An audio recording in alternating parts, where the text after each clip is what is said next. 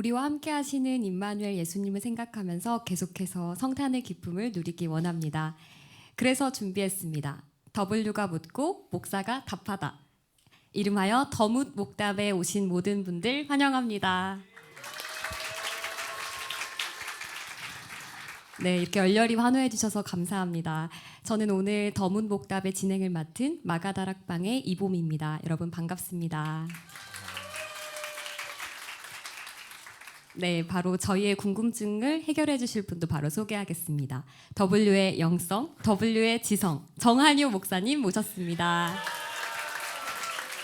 네, 목사님 안녕하세요. 네, 반갑습니다. 대답을 맡은 정한효 목사입니다.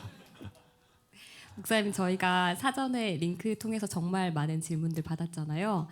저는 보면서 생각했던 것보다 더 많이 보내주셨는데 하고 놀랐는데, 목사님은 질문들 보면서 어떠셨나요?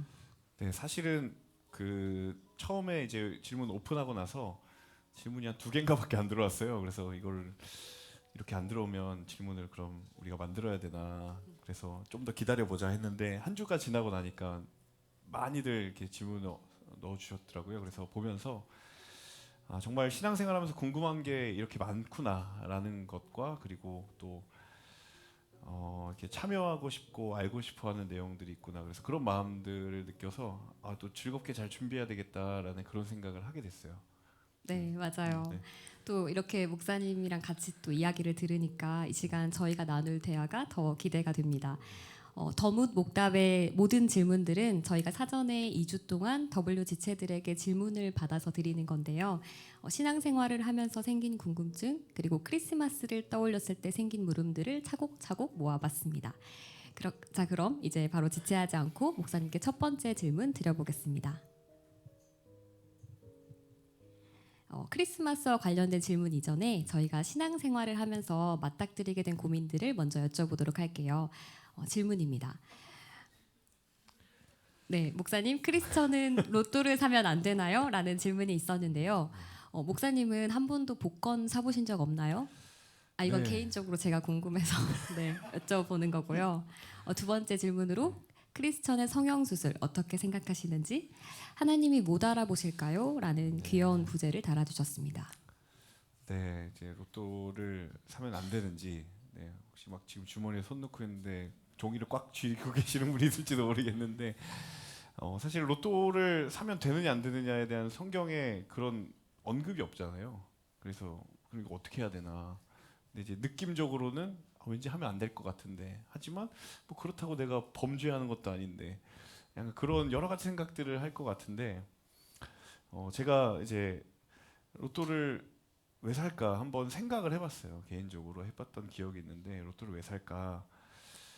사실 이제 현대 사회에서 살아가는 삶이라는 것이 참 쉽지가 않잖아요. 경제적으로나 여러 측면에서나 어려운 부분들이 많은데, 어, 이걸로 뭔가 나의 지금의 현 상황이 좀 한 번에 바뀔 수도 있지 않을까라는 그런 막연한 기대감과 그런 생각들을 한 번쯤은 해볼 수도 있겠다라는 생각을 하게 되는 거예요. 그런데 또 한편으로 계속 생각을 하면서 어떤 생각이 들었냐면, 정말 만약에 정말 이건 가정이지만 로또가 됐어요. 일부랑 다르네요, 목사님. 네, 이렇게 주시는 마음이 계속 달라지는 것 같아요. 네, 지금 좋습니다. 이 사회자님이 지금 굉장히 당황하고 계시거든요. 네, 지금 당황하지 않았습니다. 이미 일부의 스크립트대로 안 가서 지금 1차 당황하셨는데 2차 당황 괜찮으시죠? 네, 괜찮습니다. 네, 만약에 됐으면 그러면 정말 로또가 되기 이전에 고민했던 그 해결이 정말 해결이 될까? 그 생각을 해보는 거예요. 근데 물론 제가 돼서 한번 경험해보고 싶은 마음도 잠깐 있지만, 어쨌든 우리는 가정이지만 우리가 사실 여러 삶의 현상들을 보기도 하고 또 우리의 마음을 보면, 제가 감히 예측할 수 있는 건 로또가 된다고 해도 그때에도 우리의 고민은 늘 있을 것이다 라는 게 결론이에요. 그게 물론 경제적인 그런 어떤 어려운 형편을 해소시킬 수 있는 것이긴 하지만, 그게 해소된다고 우리 인생의 모든 문제가 해결될 것인가? 그렇지도 않거든요. 만약에 그렇다면 정말 많은 부를 가지고 있는 돈을 많이 가진 사람들은 전혀 고민이 없어야 되는데, 오히려 아이러니하게도 그런 고민이 더 많기도 하고 또 가끔 뉴스에 보면 비극적인 선택으로 가기도 하고 결국 이거는 우리의 영혼의 결핍을 무엇으로 채울 것인가 결핍과 만족의 문제라는 것으로 귀결이 되더라고요. 그래서 정말 로또를 사면 안 되는지에 대한 부분보다도 저는 사실 그거는 하나님이 산다고 해서 막 책망하시거나 그러지는 않으실 것 같아요. 그런데 그 로또를 떠올리게 만들었던 내 인생의 결핍을 과연 나는 무엇으로 온전히 충족시킬 수 있을 것인가에 대한 질문은 우리에게는 그 로또가 해결해 주지 못한다. 그 부분에 대한 생각이 명확하게 정리가 되는 거예요. 그리고 성형수술 같은 경우에도 사실은 큰 맥락에서 보면 비슷한 이야기일 것 같아요. 근데 성형수술 저는 해도 된다고 생각합니다. 해서 정말 자신감을 얻고 내가 좀 더 내 삶의 동기부여가 된다면 그건 좋은 일이죠. 그리고 정말 의학적으로 성형수술을 해야만 하는 어떤 불의의 사고라든지 그런 측면도 있고 다만 중요한 건 그것이 아닌 이 성형수술을 통해서 나의 마음의 영혼의 결핍을 채우려고 한다면 그건 불가능하지 않는가. 그런 측면에서의 성형수술이라면 그건 하나님이 좋아하시고 싫어하시는가를 떠나서 그 수단이 내 영혼의 결핍의 수단이 되는 순간 우리의 인생은 너무 불행해지지 않을까라는 생각을 오히려 해보게 되는 거예요. 그리고 하나님이 다 알아보십니다. 네, 여러분 걱정하지 마십시오. 하나님은 우리를 처음 지으실 때 오리지널 디자인의 설계도를 가지고 계신 분인데 그걸 우리가 잠깐 칼을 대든 뭘 대든 한다고 해서 하나님이 우리를 못 알아보실 일은 전혀 없을 거라고 생각합니다. 그런데 너무 재미있는 상상이었던 것 같아요. 좋은 질문이었던 것 같습니다. 네, 그렇군요. 저도 목사님 답변 들으면서 제 마음의 태도를 다시 생각해 보게 된 것 같습니다. 방금 두 개의 질문과 비슷한 결로 질문들이 아직 남아 있는데요. 이번엔 11조와 그리고 술을 먹는 문제를 질문해 주셨어요. 목사님, 11조는 세전인가요? 세후인가요? 그리고 크리스천은 술을 먹으면 안 되는 건가요? 라는 질문과 그리고 마지막으로 목사님, 저는 교회 섬김과 회사 업무의 균형을 맞추는 일이 고민입니다. 매주 은혜의 자리에서 기쁨과 감사함을 얻지만 교회에 주 3회씩 오다 보니까 절대적으로 시간이 부족한 것을 느끼고 있어요. 처음에는 교회 공동체 일을 우선으로 하고 잠을 줄여서 업무를 했는데 이마저도 체력의 한계를 느끼고 있습니다. 어떻게 하면 이 균형을 잘 맞출 수 있을까요? 그리고 우선순위를 지혜롭게 세우는 비결도 함께 알려주세요 라고 질문해 주셨습니다. 일단 첫 번째 11조 말씀드리면 세전이든 세후든 저는 그게 중요한 부분은 아니라고 생각합니다. 내 마음의 중심에 따라서 하시면 될 것 같고 다만 중요한 건 11조의 의미라는 거죠. 그 11조의 고백 가운데 중심의 고백은 뭐냐면 하나님, 제가 한 달 동안 열심히 일해서 버든 이 소득 하나님이 저에게 은혜 주셨기 때문에 제가 얻을 수 있었습니다. 그래서 그거에 대한 자발적인 감사의 고백이 그게 11조의 핵심이거든요. 그래서 그 중심의 고백이 제일 중요한 것이지 세전이냐 세후냐의 문제는 정말 부차적인 문제이기 때문에 고민하지 마시라 라고 말씀을 드리고 싶습니다. 그 다음에 두 번째는 크리스천의 술의 문제는 사실은 워낙 우리가 많이들 순모임에서도 나누시기도 했고 또 우리가 고민하기도 하는 문제인데 사실 한국 문화에서의 술이라는 것은 그냥 술 자체의 이상의 의미를 가지고 있는 것 같아요.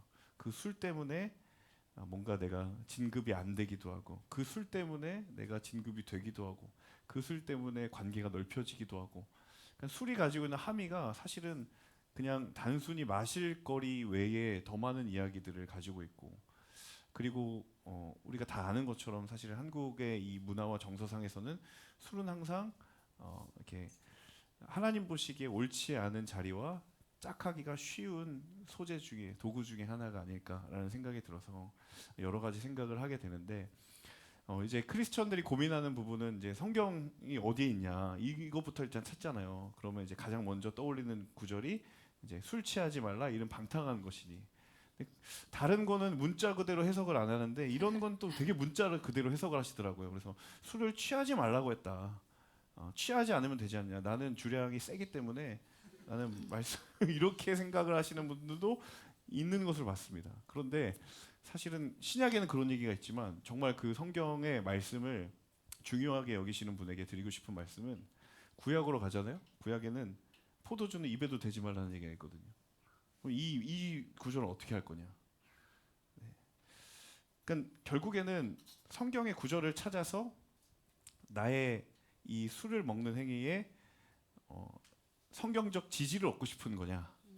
아니면 정말 말씀을 따르고 싶은 거냐? 정말 양심에 하나님 앞에 물었을 때 주어지는 답을 따라 하시면 된다고 생각합니다. 이미 그거는 우리에게 주어져 있고요. 다만 정말 크리스천으로서 직장에서 술을 먹고 싶지 않고 그 문화를 이기고 싶은데 정말 두려움이 있을 때의 상황은 또 다른 상황이라고 생각을 해요. 그런데 많은 우리 지체들하고 그런 상담도 해보고 이야기도 나눠보고 또 먼저 앞서 인생의 선배와 같은 우리 멘토님들의 이야기도 들어보면 분명히 처음에 한 고비 내가 크리스천으로서 술을 멀리합니다라는 그 얘기를 하는 순간에 넘어가야 될 고비는 분명히 있는 것 같아요.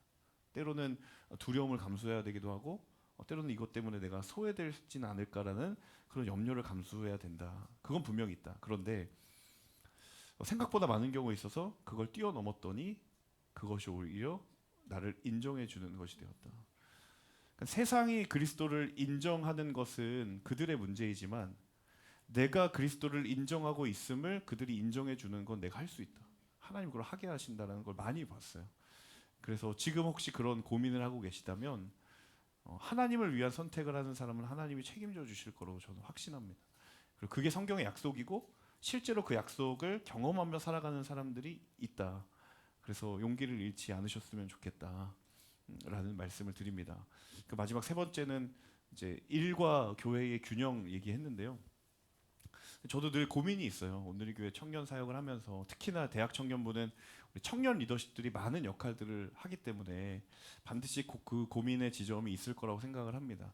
그래서 저도 그렇고 대학 청년부에서도 그런 부분들을 좀 어떻게 하면 해소할 수 있을까를 많이 고민을 하고 저희끼리 얘기지만 사실 저희 공동체는 사역을 그렇게 해서 많이 하지 않으려고 나름 하고 있습니다. 그런가요? 갑자기 목이 메네요, 목사님. 네. 네, 누가 주요를 이게 정말 피부로 느끼시기를 원하신다면 제가 다른 공동체로 한 6개월간 리더십 임대를 해드리겠습니다. 거기 가서 한번 경험해 보시고 오시면 제가 그건 자부할 수 있거든요. 제가 결정 권한이 막 많지는 않고 공동체 사역을 제가 기획을 하는 그 정도의 책임을 가지고 있지만 저는 정말 본질적인 것을 집중하고 싶고 청년들이 다른 것으로 이렇게 소모되기를 원하지 않는 마음이 있어요. 네, 그래서 저희 공동체를 보시면 아시겠지만 사실 인천동산교회 오디오는 정말 의미 있고 귀한 사역이라서 그거는 한 달에 한 번을 하지만 그 외에 사실 사역적인 부분에 있어서는 저는 오히려 예배에 더 에너지를 쏟고 그리고 저희가 한 달에 한 번 하는 기도에 사실 생각해 보면 사역이 그게 다거든요. 그렇네요. 네, 네. 맞아요. 네, 그리고 리더십이 모여야 되는 시간은 사실 평일이라서 좀 그 부분에 대한 좀 미안함은 있습니다. 왜냐하면 그 다음 날이 금요일이니까 또 출근하셔야 되니까. 그래서 사실 이번에 텀 바뀌어 올 때 온라인을 계속 할 것인가 오프라인을 바꿀 것인가에 대한 리더십 모임에 고민이 너무 많았는데 어쨌든 한 번은 전환이 되어야 되는 부분은 맞는 상황이 된 것 같고 그러면서도 한편으로는 그 모임을 정말 충만한 공급이 있는 모임으로 만들어야 되겠다라는 그런 마음의 결단을 하고 사실은 굉장히 사실 큰 결단을 했습니다. 저는 이 부분은 시간의 두 가지 의미를 좀 생각해 보시라고 말씀을 드리고 싶어요. 첫 번째 시간은 절대적 시간. 정말 24시간이라고 하는 절대적 시간이 정말 모자르다. 나는 정말 시간을 허투루 소비하지 않고 하루의 시간을 정말 쓸모 있게 사용을 하는데 그럼에도 불구하고 그 시간이 어떤 교회의 섬김을 때문에 내가 정말 고민하게 되는 지점이 생겼다라고 하면 고민해 보시는 게 맞다고 생각합니다. 그건 잘못이 아니에요. 네. 그런데 또 한 가지의 두 번째 시간의 의미는 의미적 시간이 있어요. 의미적 시간. 그러니까 우리가 한 시간을 하더라도 그 시간이 기쁘고 즐거우면 한 시간이 10분처럼 지나가잖아요. 그런데 10분의 시간이어도 그 시간이 너무 의미가 없고 괴로우면 그 10분이 한 시간처럼 느껴지는 게 사람이거든요. 저는 절대적 시간의 길이보다 이 의미적 시간이 우리에게 더 많은 영향을 준다고 생각을 합니다. 그래서 제가 이 상황을 자세히는 모르지만 정말 절대적 시간의 부족인가? 아니면 물론 그것으로 촉발됐지만 결국 지금은 내가 이 의미적 시간에 내가 길을 잃어버려서 내 그 시간에 마음이 다른 것에 빼앗겨 버리는 것인가 라는 지금의 현 상황에 대한 질문을 해볼 필요가 있을 것 같아요. 사실 다 바빠요. 다 바쁘고 하지만 우리 솔직히 그렇잖아요. 그렇게 힘들어도 집에 돌아가서 자기 전에 30분은 꼭 유튜브 보잖아요. 정말 힘이 없으면 그마저도 안 될 것 같은데 그런 경험들이 있잖아요. 인스타도 보고. 네. 그러니까 결국 사람은 의미에 따라 시간이 움직이게 되어 있다. 하지만 정말 절대적 시간이 부족하다면 교육자랑 상담도 해보시고 이야기 나눠보셔라. 그게 절대로 죄책감 있는 고민 아니다라고 말씀을 드리고 싶고 누구신지는 모르겠지만 그 고민에 정말 하나님이 가장 알맞은 대답과 또 그에 대한 합당한 마음을 주셨으면 좋겠다는 마음이 있습니다. 네. 네, 의미적 시간, 네, 너무 좋은 답변이었습니다. 이제 다음 질문으로 넘어가 볼 텐데요. 목사님, 저는 방언 기도를 받지 못해서 방언으로 기도하는 것이 궁금합니다. 방언은 성령의 은사라고 하는데 성령의 은사는 정확히 무엇인가요? 성령의 은사에 관한 질문과 그리고 모든 성경은 하나님의 감동으로 된 것이라고 하는데 천주교와 개신교에서 사용하는 성경은 왜 다른가요? 라는 질문이 있었습니다. 첫 번째 은사에 관한 얘기인데요. 사실 은사하면 항상 방언이 같이 세트처럼 나오더라고요. 마치 방언의 은사가 곧 성령의 은사를 대표하는 것처럼 우리는 많이 생각을 하지만 사실은 수많은 성령의 은사 중에 지극히 일부일 뿐이다. 방언은. 아까 내 질문의 뉘앙스가 느껴져요. 저는 방언의 은사를 받지 못했는데 받고 싶은데 못 받았다라는 것처럼 느껴지는데 사실은 방언이 반드시 은사를 구하는 사람에게 다 주어져 있는 것은 아니다. 사실 은사는 하나님이 우리에게 은혜로 주신 선물이거든요. 그게 은사의 사전적인 성경적 개념인데 지금 선물이라고 하면 우리에게 있을 수도 있고 또 없을 수도 있잖아요. 그리고 그 선물의 종류가 꼭 방언이 아닐 수도 있다. 저 같은 경우에는 사실 방언의 은사를 구하지도 않았는데 하나님이 주셨어요. 저는 한 번도 구해본 적이 없거든요. 근데 또 누군가는 질문하신 분처럼 방언의 은사를 받고 싶은데 안 주는 사람도 있다. 그 말은 정말 그 인생에 하나님이 보시기에 필요한 은사를 우리에게 각색 형편에 맞게끔 주신다. 그래서 서로에게 없는 은사가 다 있는 것 같아요. 저 같은 경우에 없는 은사가 또 다른 누군가에게 있고 또 그분에게 없는 은사가 나에게 있고 그래서 그 은사의 개념을 좀 넓은 시각에서 보시면 좋겠다라는 말씀을 드리고 싶고 네, 생각보다 눈에 보이는 어떤 현상적 은사보다 우리 안에 내면적 은사를 주신 게 훨씬 더 많습니다. 저는 방언은 대표적인 현상적 은사라고 생각해요. 눈에 보이잖아요. 방언이든 뭐 치유이든. 그런데 우리의 내면의 은사가 있어요. 어떤 분들은 정말 경청의 은사를 가지신 분도 있고 또 어떤 분들은 긍휼의 은사를 가지신 분도 있고 가끔 보면 와 저보다도 목회자 같다라는 게 느껴지는 분들도 계세요. 그러니까 우리 모두에게 하나님의 은사를 다 주셨다. 그런데 그 은사를 우리가 살아가면서 발굴해내고 또 하나님이 발견하게 하실 것이다. 여러분에게 다 은사가 있습니다. 은사 없는 사람은 없거든요. 그래서 그 은사를 하나님을 통해서 깨닫고 알게 되기를 기도하는 것이 필요하고 그리고 마지막 한 가지는 그 은사가 하나님의 영광을 위해 그리고 그 은사가 필요한 곳 혹은 필요한 누군가를 향해 사용되게 하여 주시옵소서라는 기도가 꼭 필요할 것 같아요. 하나님 그걸 알게 하실 거예요. 네. 그다음에 성경에 대한 부분인데요. 사실 이건 사실 성경의 번역의 역사와도 많이 연관이 되어 있는데 한 가지만 여러 가지를 이야기할 수 있어서 너무 시간이 길어질 것 같고 한 가지만 이야기하면 일단 천주교와 개신교에서 사용하는 성경의 그 전체 권수가 달라요. 한 가지 구약만 예로 들면 개신교의 구약 성경은 몇 권이죠? 39권이죠.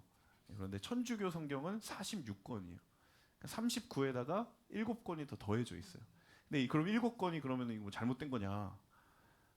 그게 아니라 사실 성경 번역의 역사를 거슬러 올라가 보면 초대교회의 교회의 전통에서 사실 그때만 해도 그 개신교에 없는 7권을 정통된 성경으로 인정하고 있었어요.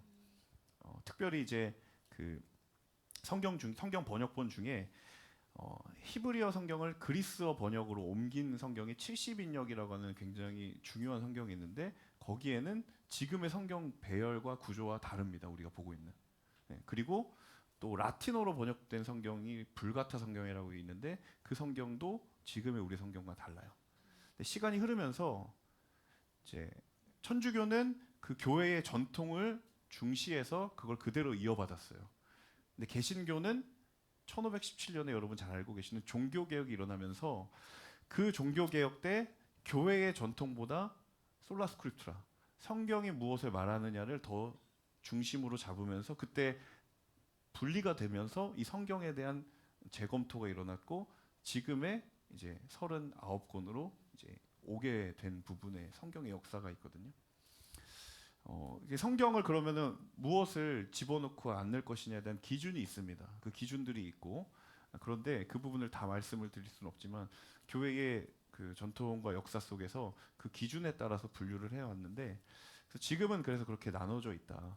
그래서 천주교는 좀 더 교회의 전통, 흘러내려오는 전통을 그 기준을 따라가다 보니 그걸 그대로 이어받았고 개신교는 종교개혁이라고 하는 그 시대의 흐름 속에서 또 다른 길을 가게 되었다.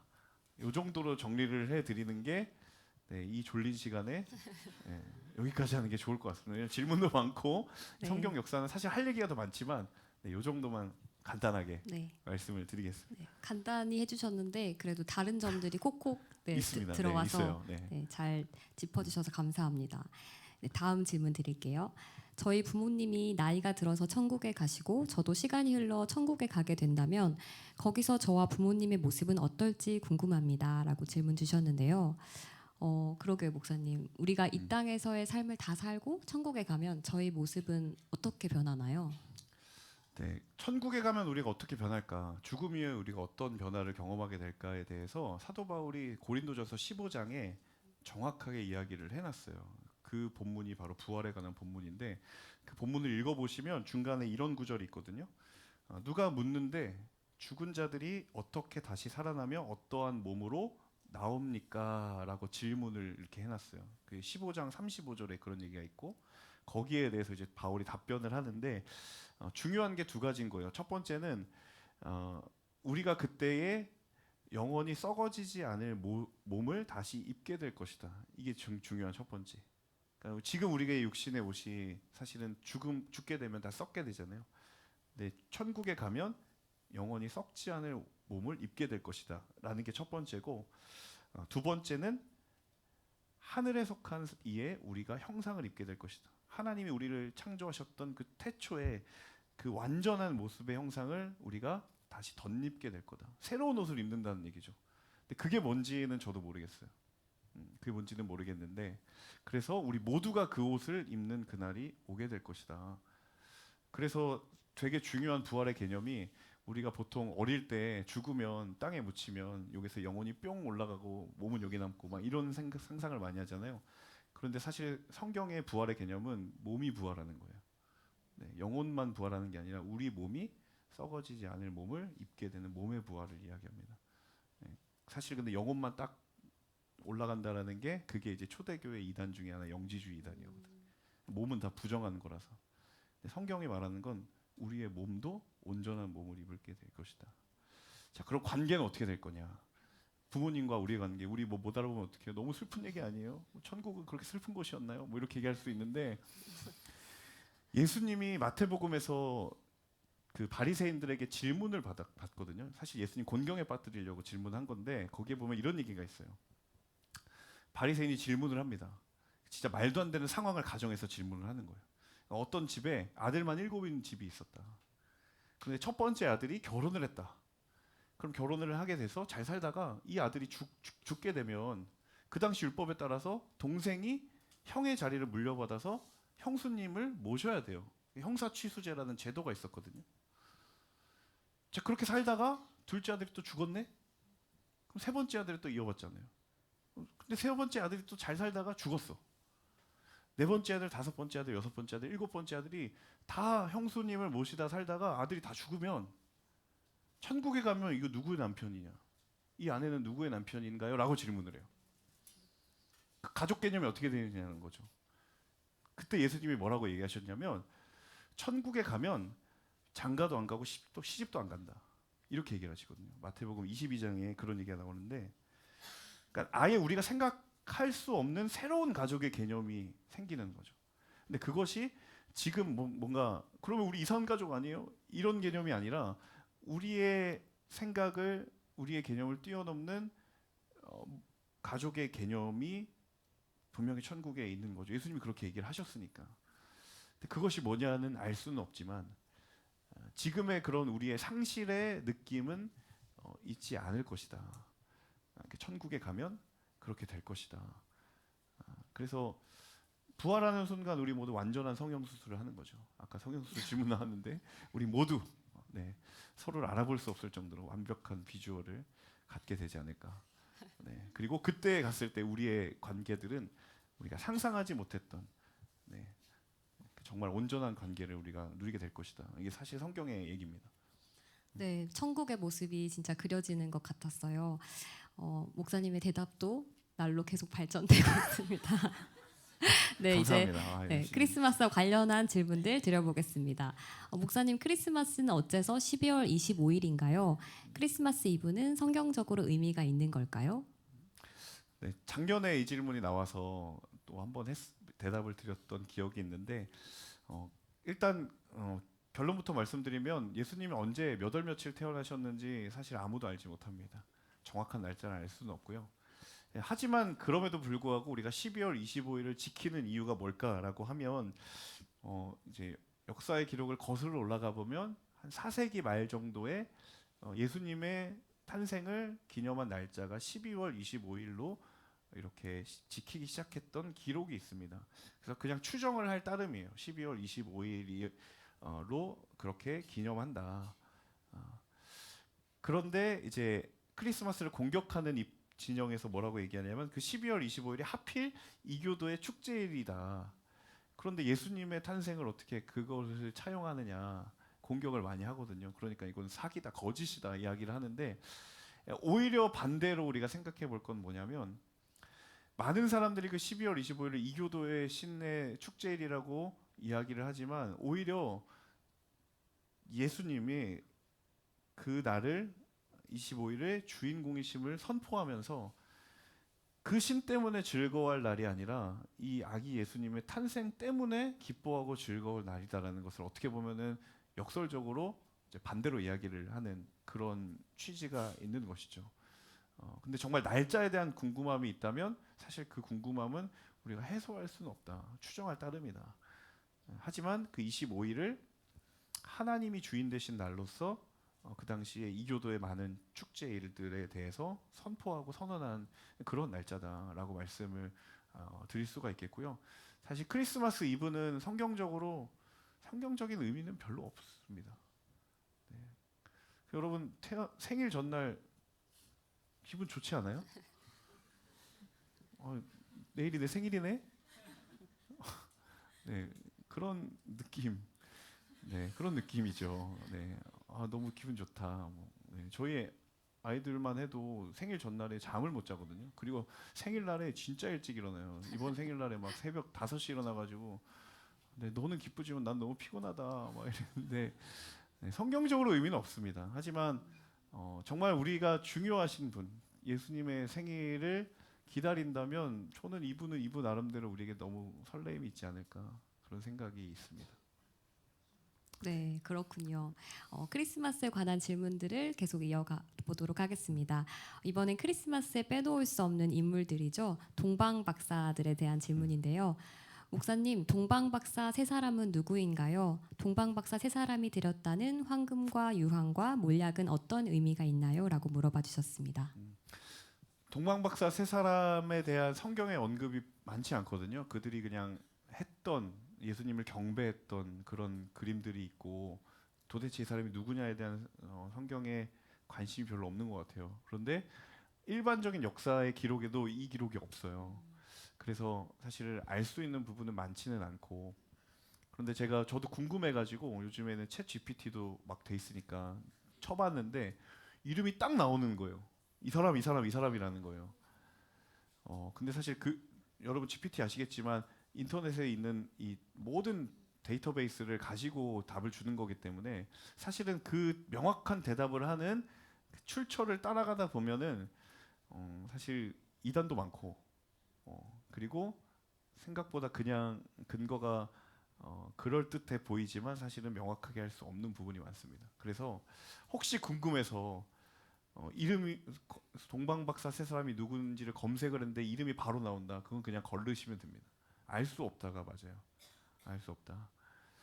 근데 오히려 성경에 관심 가졌던 건 그 세 사람의 존재가 아니라 그들이 예수님 앞에 어떤 경배를 드렸는가를 더 중요하게 초점을 맞추거든요. 그래서 저는 그 다음 질문이 그들이 드린 세 가지가 되게 중요하다고 생각을 해요. 처음에 황금은 그것을 상징하죠. 왕권을 상징하는 거예요. 가장 귀한 것을 드릴 만한 가치, 그걸 받을 만한 사람, 받을 가치가 있는 사람.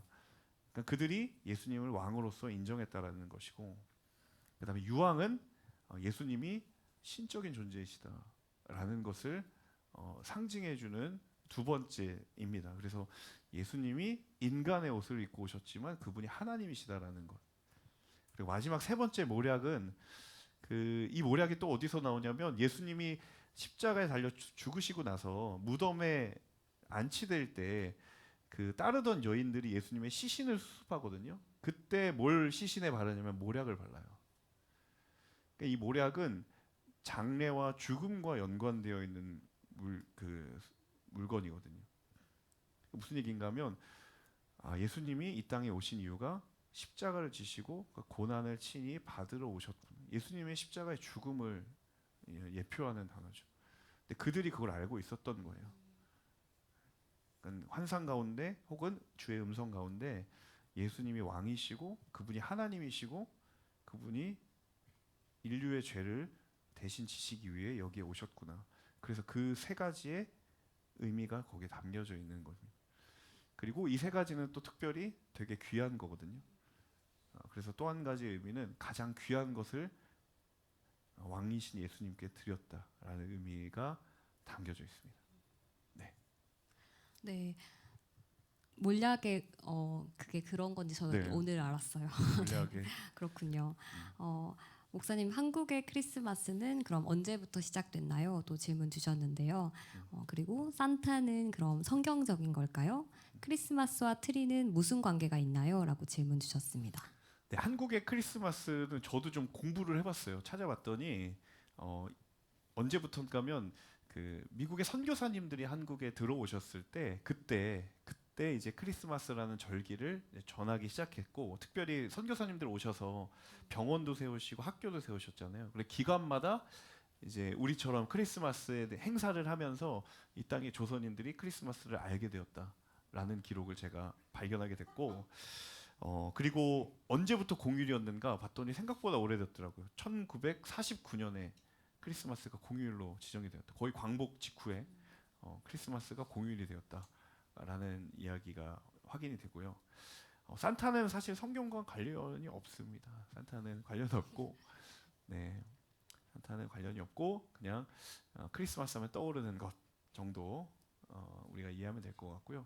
자, 트리는 이제 크리스마스와 관계없이 이 트리 상징이 이제 그 초록색 낙엽이 지지 않는 그 상록수잖아요. 그게 고대 유럽인들이 생명과 영혼의 상징으로 이 나무들을 많이 기억을 했다고 하더라고요.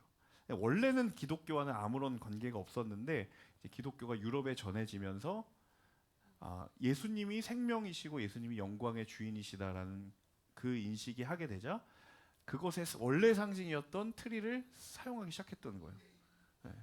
원래 담겨져 있는 의미가 예수님으로 인해서 더 풍성해졌다라고 이야기를 할 수 있는 거죠. 네. 그래서 트리를 보면서 영원한 생명의 주인이시고 영원한 영광 받으시기 합당하신 예수님을 기억하기 시작했다.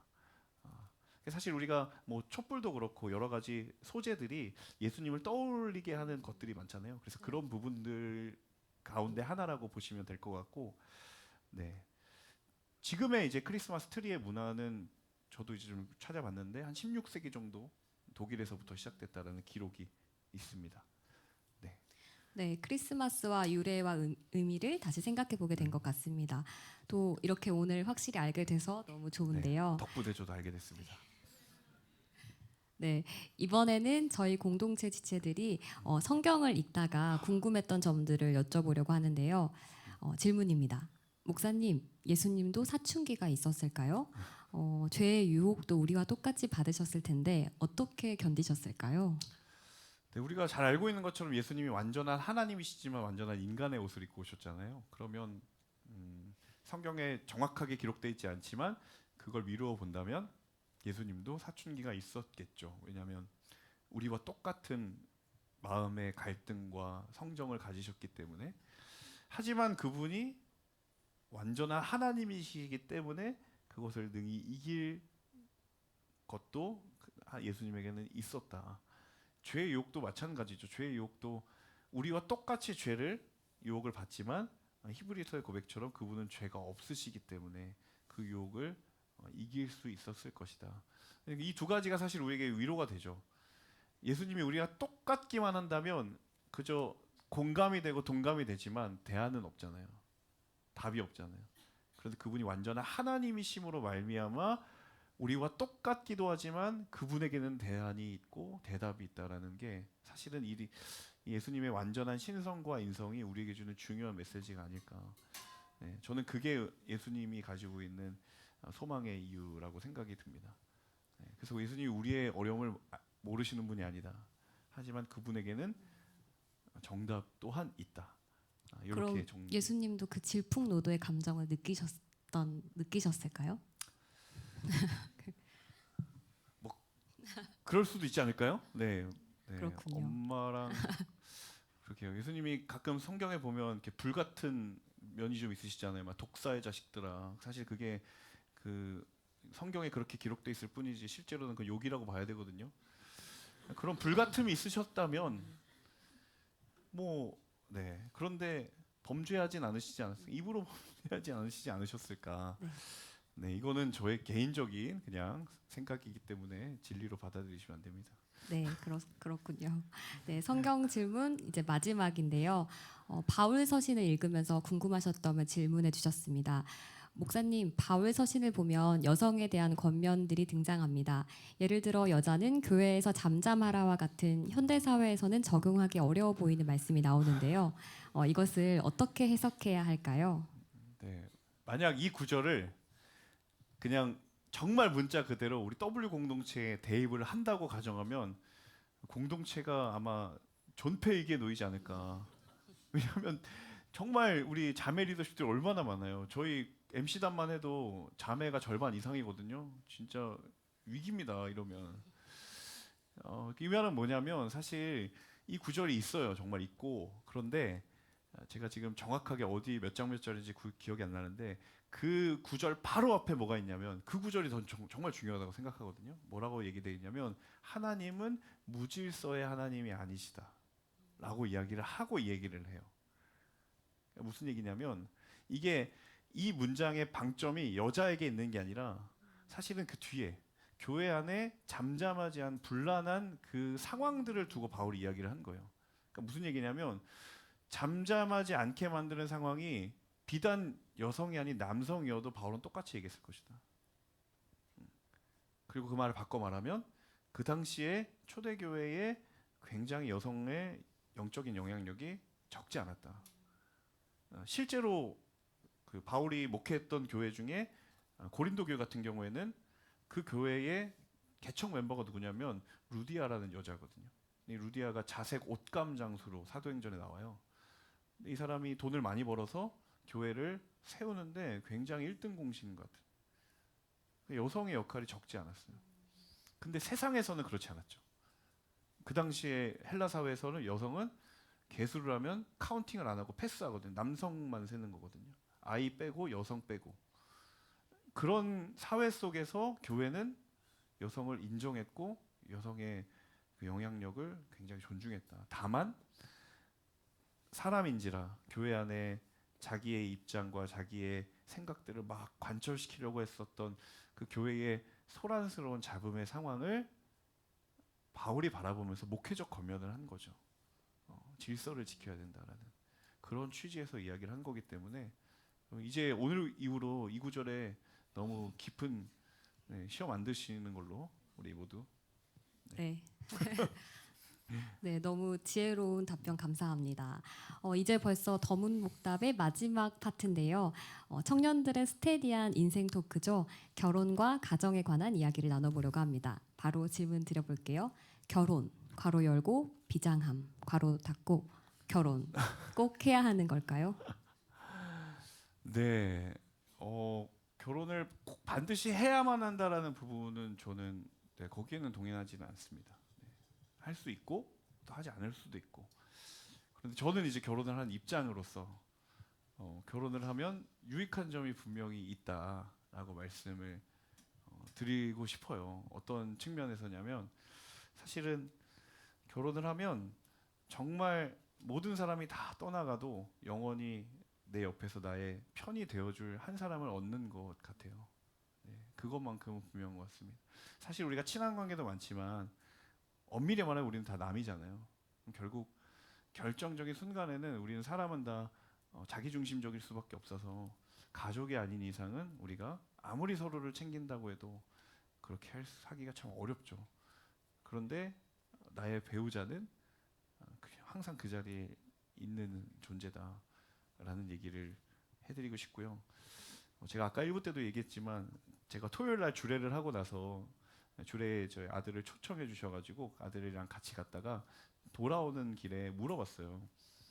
너는 사람들이 결혼을 왜 하는 것 같냐 물어봤어요. 첫째 아들이 10살이거든요. 이 결혼식을 제가 주례하는 걸 쭉 보고 이제 돌아오는 길에 궁금해가지고 물어봤더니 결혼 안 하면 외로울 것 같다는 거예요. 그러면 지금 결혼을 안 하고 있는 사람들은 외롭지 않은 것처럼 보이냐 그랬더니 그런 것 같대요. 그러면 아빠는 외로울 것 같아서 엄마랑 결혼한 거니 그랬더니 외로울 것 같다라는 거예요. 지금은 어떠냐 그랬더니 안 외로워 보인다는 거죠.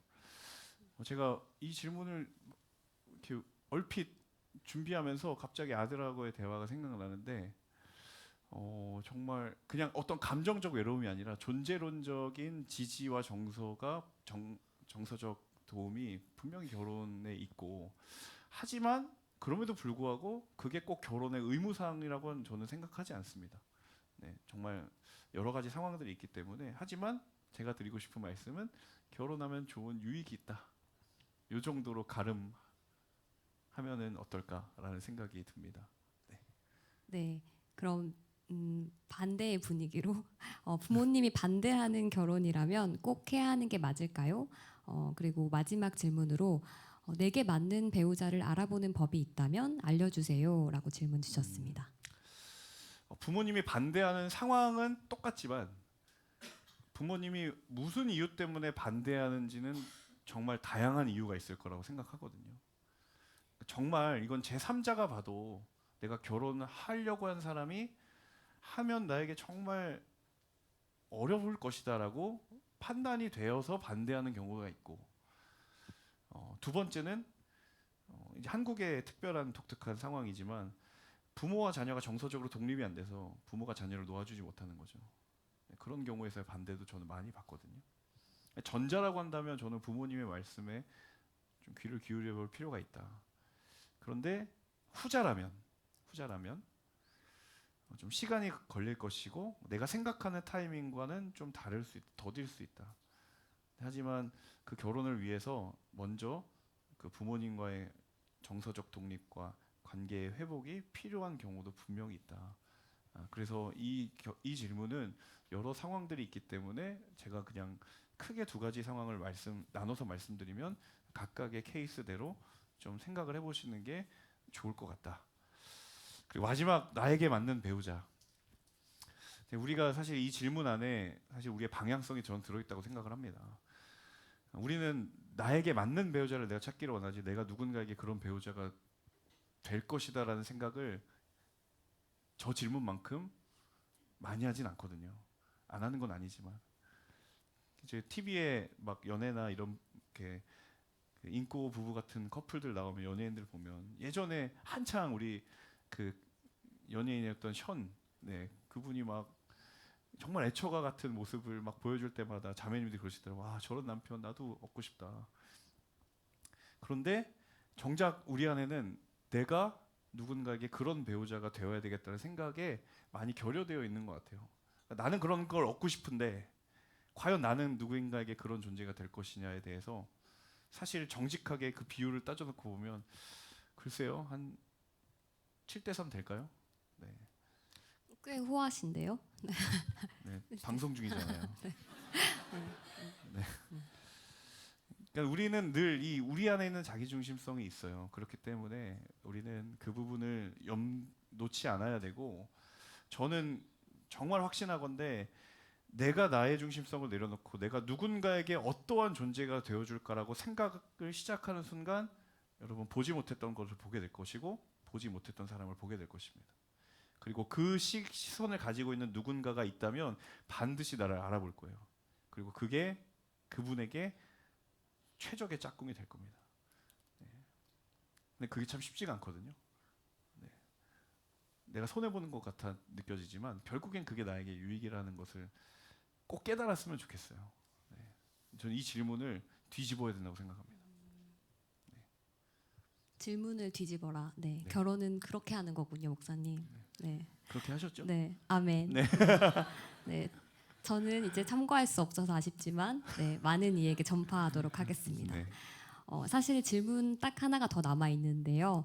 질문들 중 목사님께 이런 게 궁금하다 느낌으로 들어온 질문이 있었습니다. 목사님은 리더십을 콜링하고 나서 후회한 적 있으신가요? 라고 물어봐 주셨습니다.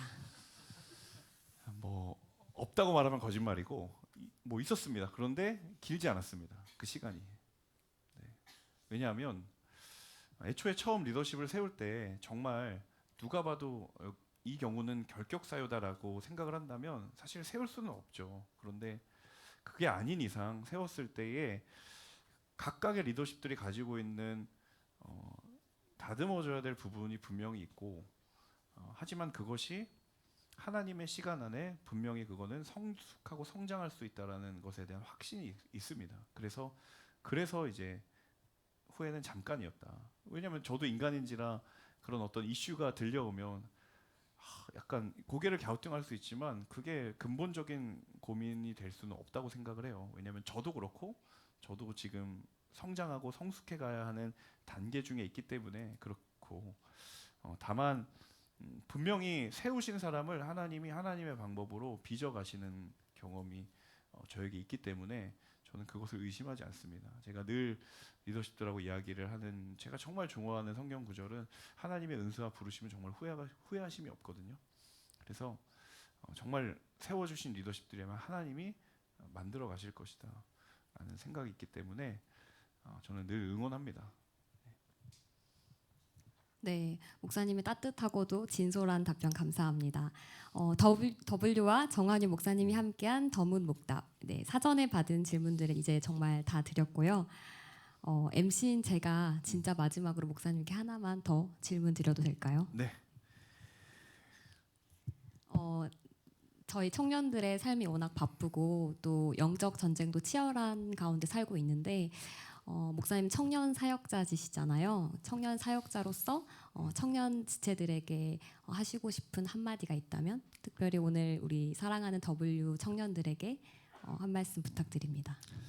네, 그냥 결론부터 말씀드리면 고맙고 힘내라는 말씀을 드리고 싶고, 사실 제가 간접적으로 듣는 얘기일 뿐이지만 직장에서의 치열한 삶은 정말 내가 직접 감당하지 않는 이상 저 또한 감히 말할 수 없는 고민들이 많을 것 같거든요. 근데 그럼에도 불구하고 신앙의 자리를 지키려고 하는 모습 자체가 저에게도 그런데 하나님께서는 하나님 보시기엔 더 오죽할까, 하나님에게도 너무 기특하고 자랑스럽고 대견할 거라는 마음이 있고요. 하지만 하나님이 조금 더 욕심을 가질 것 같아요. 그냥 그 자체로 기특하지만 조금 더 승리하면 좋겠고 그 자리에서 하나님의 영광을 드러냈으면 하는 마음이 그런 하나님에게도 거룩한 욕심이 있지 않을까. 그게 하나님이 우리 그리고 여러분에게 거시는 하나님의 기대와 소망이 아닐까라는 생각이 들고요. 그래서 W 공동체가 온누리 교회를 좀 거리를 떨어져서 이곳에 존재하는 이유가 분명히 있을 것 같고, 그 비전을 여러분 모두가 한 분 한 분이 지금 함께 만들어가고 있다는 사실을 꼭 기억하셨으면 좋겠습니다. 그래서 저는 직접 이렇게 모두 한 분 한 분씩 이렇게 이런 이야기를 드리는 게 맞지만, 이 자리를 빌어서라도 말씀드리는 건 제가 정말 뒤에서 여러분 격하게 응원하고 네, 지지하고 있습니다. 여러분 하나님의 여러분의 자랑이심을 기억하기를 원합니다. 네, 사랑한다는 말도 한마디 해주세요. 갑자기요? 네. 네. 사랑합니다. 네. 목사님 너무 따뜻한 말씀 감사합니다. 목사님께서 기도해 주시고 더뭇 목담 마치도록 하겠습니다. 네, 기도하겠습니다. 살아계신 아버지 하나님, 이 시대의 믿음과 또 주님을 향한 사랑을 가지고 살아가는 귀한 발걸음을 하나님께서 기억하고 계시고 알고 계시는 줄로 믿습니다. 주님, 이 시대에 믿음을 가진 자들을 이렇게 모아주셨고 우리를 향한 하나님의 꿈과 계획들을 보여주셨는데, 하나님 각자의 삶에서 그것을 아름답게 이루어가는 하나님의 귀한 아들 딸들이 될 수 있도록 축복하여 주시옵소서. 이들의 삶을 통해 하나님만 영광 받기를 원하며 또 우리의 삶을 통해 감사와 기쁨의 고백이 충만하기를 원합니다. 특별히 인생의 많은 고민들을 가지며 치열하게 살아가는 삶의 자리마다 하나님 응답하여 주시고 대답이 되어 주시고 신실하게 그 일을 이루어 가시는 하나님의 역사를 깨달아 아는 귀한 하나님의 사람들 모두가 될 수 있도록 인도하여 주시옵소서. 감사드리며 이 모든 말씀 살아계신 주 예수님의 이름으로 축복하며 기도합니다. 아멘.